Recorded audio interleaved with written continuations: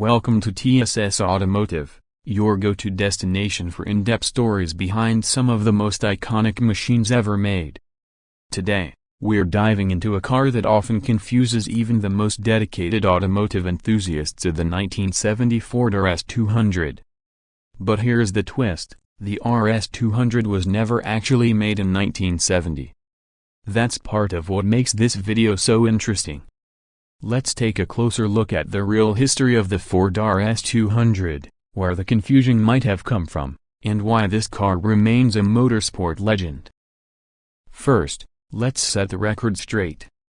The Ford RS200 was developed in the early 1980s and made its debut in 1984 as Ford's answer to the wild world of Group B rally racing.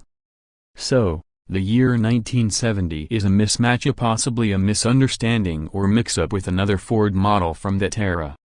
Some might confuse it with other RS-badged Fords like the RS1600 or the Escort RS models, which did exist around 1970 and laid the foundation for Ford's rally legacy. But the RS200? That story starts more than a decade later, and it's one that's absolutely worth telling. The RS200 was born out of Ford's desire to dominate rallying in the most extreme and unrestricted era motorsport has ever seen. A Group B. The rules were simple: make 200 road-going examples of your race car, and you're in. That rule gave birth to some of the most aggressive and outrageous rally cars ever built, including the Audi Quattro S1, the Lancia Delta S4, and of course, the Ford RS200. Ford didn't take any shortcuts. They didn't simply modify an existing production car. Instead, they built the RS200 from the ground up. The car featured a mid-engine layout and a fiberglass body designed by Gaia. Underneath the skin, it had a purpose-built space frame chassis developed by Formula One engineer Tony Southgate, and suspension components borrowed straight from the world of motorsport. Everything about the RS200 screamed performance. At the heart of the RS200 sat a turbocharged 1.8-liter Cosworth BDT engine, mounted just behind the seats. This engine was capable of producing up to 450 horsepower in race trim, though the road-legal versions made closer to 250 horsepower. With its all-wheel drive system and light-weight construction at just around 2,300 pounds, it had astonishing handling and acceleration, particularly on loose surfaces like gravel and snow. The RS200 quickly became a fan favorite, not only because of its wild appearance but also because of its agility and balance. Drivers praised its handling, and it showed real promise in the hands of legends like Stig Blomqvist and Cal Grundle.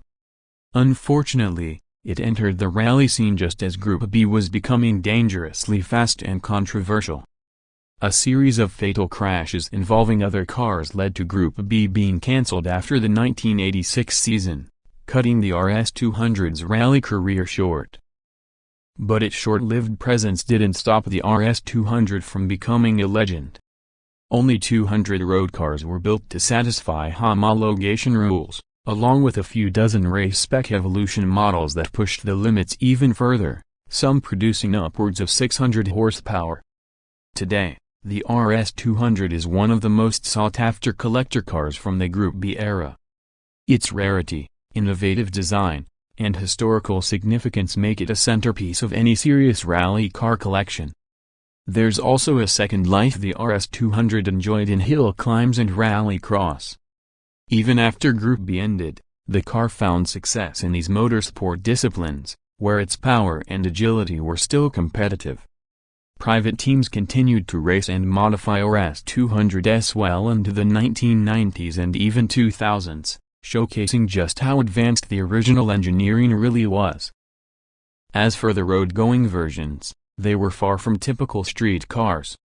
With a bare-bones interior, minimal creature comforts, and racing DNA in every inch, the RS200 was built for speed, not luxury.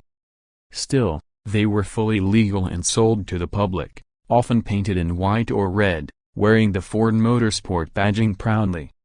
So, while there was no 1970 Ford RS200, The actual RS200 story is far more exciting than a simple production car from the A70s.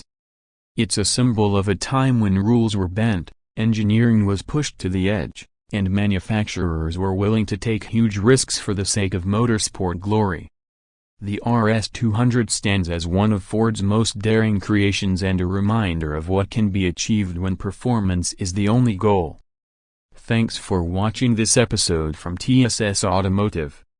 If you enjoyed diving into the history of the RS200 and want to see more stories from the world of legendary cars, make sure to subscribe, leave a like, and hit the bell icon so you don't miss any future episodes. We've got more thrilling machines coming your way. Until then, keep the passion alive and drive safe.